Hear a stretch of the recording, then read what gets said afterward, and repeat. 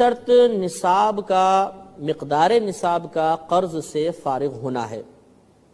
یاد رکھیے کہ ایک شخص مثلا مالک نصاب ہے، اس کے پاس اتنا مال موجود ہے کہ اس پہ زکوٰۃ لازم ہو جاتی ہے، لیکن اس پر اتنا قرضہ بھی ہے کہ اگر وہ قرضہ ادا کر دے تو پھر یہ ملک نصاب مقدار نصاب باقی نہیں رہے گی، تو اس پہ زکوٰۃ لازم نہیں ہے۔ مثال کے طور پر اس کے پاس کچھ پیسہ ہے، مثال کے طور پہ 20,000 روپے ہیں،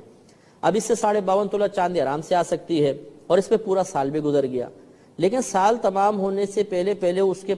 پہ اتنا قرضہ تھا، مثال کے طور پہ 1 لاکھ 2 لاکھ روپے قرضہ ہے، تو اب 20,000 روپے پہ اگرچہ سال گزرا لیکن ساتھ ساتھ اس پہ لاکھوں روپے قرضہ بھی ہے، اور اگر وہ لاکھوں روپے قرضہ ادا کر دے تو یہ 20,000 سے تو ہو بھی نہیں سکتا، اور پھر اس کے پاس تو بالکل مال ہی نہیں بچے گا۔ لہٰذا ہم یہ کہیں گے کہ جو اس وقت موجودہ مال ہے چونکہ قرضے میں مستغرق ہے، گھرا ہوا ہے، لہذا اس شخص پہ زکوٰۃ لازم نہیں ہوگی۔ ہاں اگر ایسی صورت ہو کہ اس پہ قرضہ تو ہے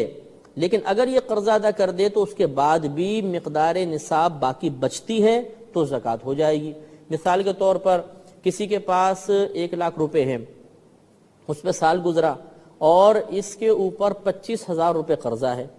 اب سال گزر جانے کے بعد اگر اس 1 لاکھ میں سے بالفضل 25,000 نکال بھی دیتا ہے تو پھر بھی 75,000 بچے، تو اس کے پاس ملک نصاب تو پھر بھی مقدار نصاب تو پھر بھی بچ گئی، اس کو ملک نصاب حاصل ہے، لہٰذا اس پر زکوٰۃ لازم ہو جائے گی۔